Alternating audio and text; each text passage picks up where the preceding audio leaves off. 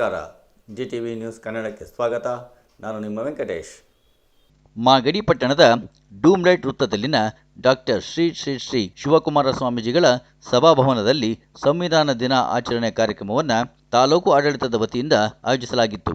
ಈ ಕಾರ್ಯಕ್ರಮದಲ್ಲಿ tahsildar Sharath Kumar, EO Jaipal, BEO Chandrashekar, inspector Giriraj, Kalkere Shivanna, Manjesh, Chikkaraju, Madbal Jayaram, ಪುರಸಭೆ ಮಾಜಿ ಅಧ್ಯಕ್ಷೆ ಶಿವರುದ್ರಮ್ಮ ವಿಜಯಕುಮಾರ್, ತೊರೆರಾಮನಹಳ್ಳಿ ನರಸಿಂಹಮೂರ್ತಿ, ವನಜಾ ಹಾಗೂ ತಾಲೂಕು ಮಟ್ಟದ ಅಧಿಕಾರಿಗಳು ಮತ್ತು ಆಶಾ ಕಾರ್ಯಕರ್ತೆಯರು, ಸಾರ್ವಜನಿಕರು ಭಾಗವಹಿಸಿದ್ದರು.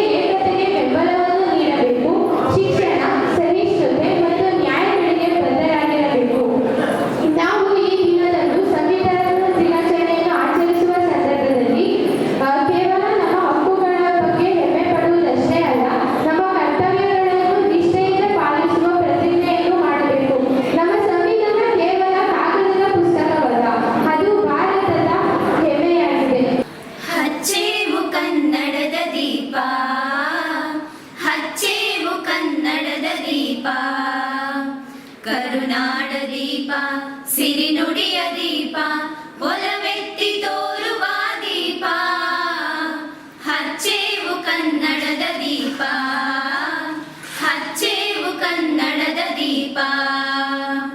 ಬಹುದಿನಗಳಿಂದ ಮೈಮರೆವೆಯಿಂದ ಕೂಡಿರುವ ಕೊಳೆಯ ಕೊಚ್ಚೇವು, ಎಲ್ಲೆಲ್ಲಿ ಕನ್ನಡದ ಕಂಪು ಸೂಸಲು ಅಲ್ಲಲ್ಲಿ ಕರಣ ಚಾಚೇವು. ನಡುನಾಡೆ ಇರಲಿ ಗಡಿನಾಡೆ ಇರಲಿ ಕನ್ನಡದ ಕಡೆಯ ಕೆಚ್ಚೇವು. ನಡುನಾಡೆ ಇರಲಿ ಗಡಿನಾಡೆ ಇರಲಿ ಕನ್ನಡದ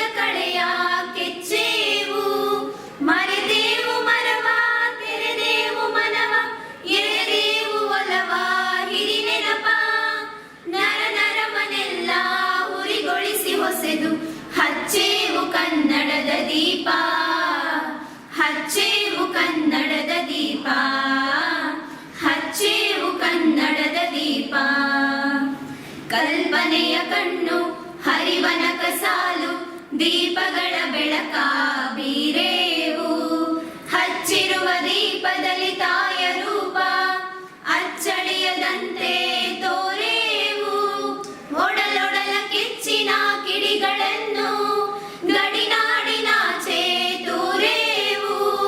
ಒಡಲೊಡಲ ಕಿಚ್ಚಿನ ಕಿಡಿಗಳನ್ನು ಗಡಿನಾಡಿನಾಚೆ ತೂರೇವು.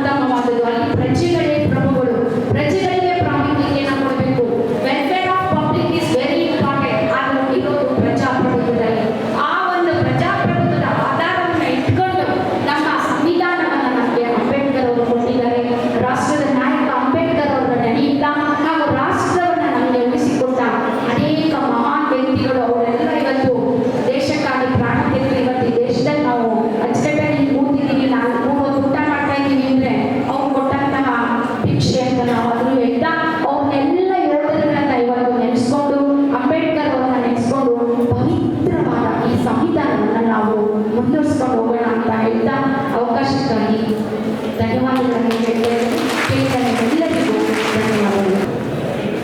ಬಾಬಾ ಸಾಹೇಬ್ ಅಂಬೇಡ್ಕರ್ ಈ ಸಂವಿಧಾನವನ್ನು ಬರೆದು ನಮಗೆಲ್ಲ ಗೊತ್ತಿದೆ, ಯಾರು ಬರೆದು ಆ ಸಮಿತಿನಲ್ಲಿ ಎಷ್ಟು ಜನ ಇದ್ದರು ಇದನ್ನೆಲ್ಲ ನಮ್ಮ ಉಪನ್ಯಾಸಕರು ವಿವರವಾಗಿ ಹೇಳಿದ್ದಾರೆ.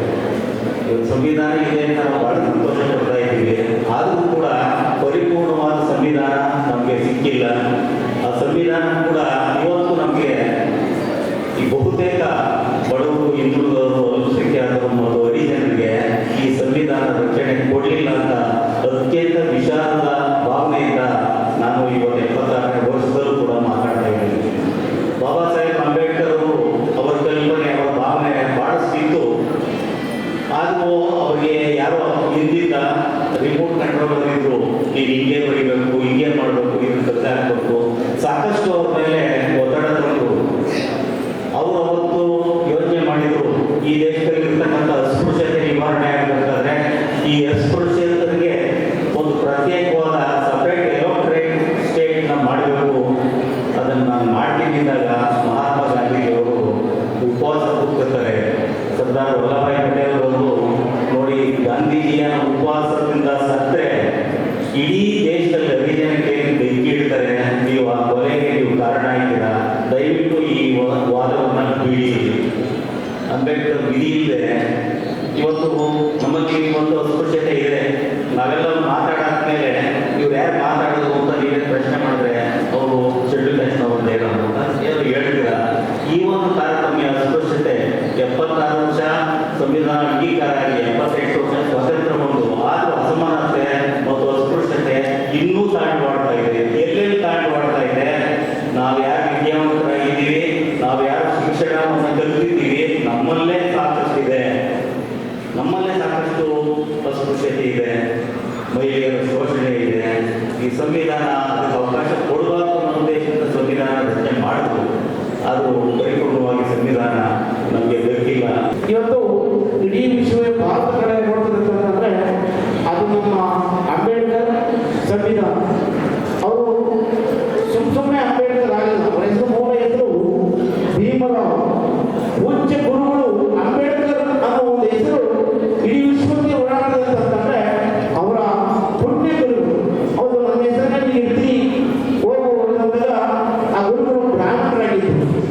ಇವತ್ತು ಉತ್ತಮವಾದ ಹೆಸರನ್ನು ಕೊಟ್ಟು ವಿಶ್ವಕ್ಕೆ ಜ್ಞಾನಿಯನ್ನು ಕೊಟ್ಟಂತ ಅಂಬೇಡ್ಕರ್ ಗುರುಗಳು ಕೂಡ ನಾವು ನೆನೆಸಿದ್ದಾರೆ. ಅಂಬೇಡ್ಕರ್ ಅವರು ಬಾಲ್ಯದಲ್ಲೂ ಕೂಡ ಬಹಳ ಬುದ್ಧಿವಂತ, ಚುರುಕಾಗಿ ಹುಟ್ಟತಕ್ಕ ಮಹಾನ್ ವ್ಯಕ್ತಿ. ಎಲ್ಫಿನ್ಸ್ಟನ್ ಶಾಲೆಯಲ್ಲಿ, ಇಂಗ್ಲಿಷ್ ಶಾಲೆಯಲ್ಲಿ ಪ್ರಾಥಮಿಕ ಶಾಲೆಗಳನ್ನ ಪ್ರಾರಂಭಿಸಿ ಉತ್ತಮ ಶ್ರೇಣಿಯಲ್ಲಿ ಪಾಸ್ ಆಗ್ತಾರೆ. ಅವ್ರು SLC ಪಾಸ್ ಮಾಡಿದಾಗ ಮಹಾನ್ ಜನಾಂಗ ಅವ್ರ ಜನಾಂಗ ಸನ್ಮಾನ ಮಾಡ್ತಾರೆ. ನಮ್ಮ ಹುಡುಗ ಹೆಸರಿನಲ್ಲಿ ಉತ್ತಮ ಶ್ರೇಣಿಯಲ್ಲಿ ಪಾಸ್ ಆದ ಅಂತಂದ್ರೂ ಕೂಡ ಅವನು ಇತಿಹಾಸವನ್ನು ಸುತ್ತಾರೆ. ನಂತರ ಅವರು BA ಓದಬೇಕಾದ್ರೆ ಹೊರದೇಶಕ್ಕೆ ಹೋಗಲಿಕ್ಕೆ ಬರೋಡದ ಮಹಾರಾಜರು ಆರ್ಥಿಕ ಸಹಾಯವನ್ನು ಮತ್ತು ಒಪ್ಪಂದಗಳನ್ನ ಕರಾರು ಮೂಲಕ ಅವರ ವಿದೇಶಕ್ಕೆ ಕಳಿಸ್ಕೊಡ್ತಾರೆ. ಲಂಡನ್ಗೆ ಹೋಗ್ತಾರೆ. ಅಲ್ಲಿ ಉನ್ನತ ಉತ್ತಮ ಹೆಸರನ್ನು ಮಾಡಿ ಅನೇಕ ಪದವಿಯನ್ನು ಪಡೆದು ರೂಪಿಯ bachelors of rupee in India ಅನ್ನೋದನ್ನ ಒಂದು ಪ್ರಬಂಧವನ್ನು ಬರೆದಿಗೆ PhD ಸೇರಿದ ಪದವಿಯನ್ನು ಕೊಟ್ಟರು ಲಂಡನ್ನಲ್ಲಿ. ಇಲ್ಲಲ್ಲ ಕೊಲಂಬಿಯಾ ಯೂನಿವರ್ಸಿಟಿಯ ಪದವಿಯನ್ನು ಪಡೆದಾಗ ಅಲ್ಲಿನ ಶಾಲೆ, ಕಾಲೇಜಿನಲ್ಲಿ, ವಿಶ್ವವಿದ್ಯಾಲಯದಲ್ಲಿ ಉತ್ತಮ ವಿದ್ಯಾರ್ಥಿ ಅನ್ನೋ ಒಂದು ಪದವಿಯನ್ನು ಸೇರಿ ನಂತರ ಅವರು ಅಲ್ಲಿಂದ ಭಾರತಕ್ಕೆ ಬಂದು ಒಂದು ಒಪ್ಪಂದದ ಮೂಲಕ ಮಿಲಿಟರಿ ಶಾಲೆಯಲ್ಲಿ ಕಾರ್ಯದರ್ಶಿಯಾಗಿ ಹುದ್ದೆಯನ್ನು ಮಾಡಲಿಕ್ಕೆ ವಾಪಸ್ ಹೋಗ್ತಿದ್ರು. ಬಂಧುಗಳೇ, ಒಂದು ಇಲ್ಲಿ ಕುಳಿತಿರ್ತಕ್ಕಂಥವ್ರಿಗೆ ಸಾಮಾನ್ಯ ಜನರಲ್ಲಿ ಎಷ್ಟೋ ಜನ ಶಿಕ್ಷಿತ ಸಮುದಾಯಕ್ಕೆ ಸಂವಿಧಾನದ ಅರಿವಿಲ್ಲ. ಯಾಕೆ ಅರಿವಿಲ್ಲ ಅಂತಂದ್ರೆ, ಸ್ವಾತಂತ್ರ್ಯ ಬಂದು ನಾವು 78 ವರ್ಷಗಳು ಕಳೆದರೂ ಕೂಡ ಸಂವಿಧಾನವನ್ನು ಅಭ್ಯಾಸ ಮಾಡೋದ್ರಲ್ಲಿ, ಸಂವಿಧಾನವನ್ನು ಕಲಿಸೋದ್ರಲ್ಲಿ ಎಲ್ಲೋ ಒಂದು ಕಡೆ ಸರ್ಕಾರಗಳೇ ವಿಫಲ ಆಗಿದ್ದಾರೆ. ಸಂವಿಧಾನವನ್ನ ಕಬ್ಬಿಣದ ಕಡ್ಲೆ ರೀತಿಯಲ್ಲಿ ನಾವು ನೋಡ್ತಾ ಇದ್ದೀವಿ.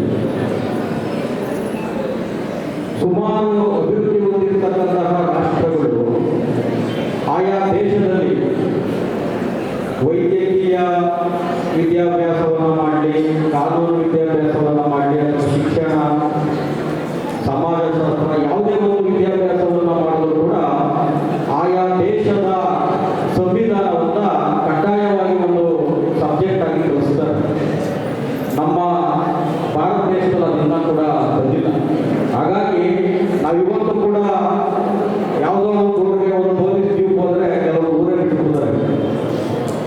ಪೊಲೀಸ್ ವ್ಯವಸ್ಥೆ ಅಂದರೆ ಭಯ, ಕಾನೂನು ಅಂದರೆ ಭಯ, ಅಥವಾ ಆಡಳಿತ ಅಂದರೆ ಭಯ. ಆ ರೀತಿ ವಾತಾವರಣ ಕೂಡ ಇವತ್ತು ಕೂಡ ಇದೆ.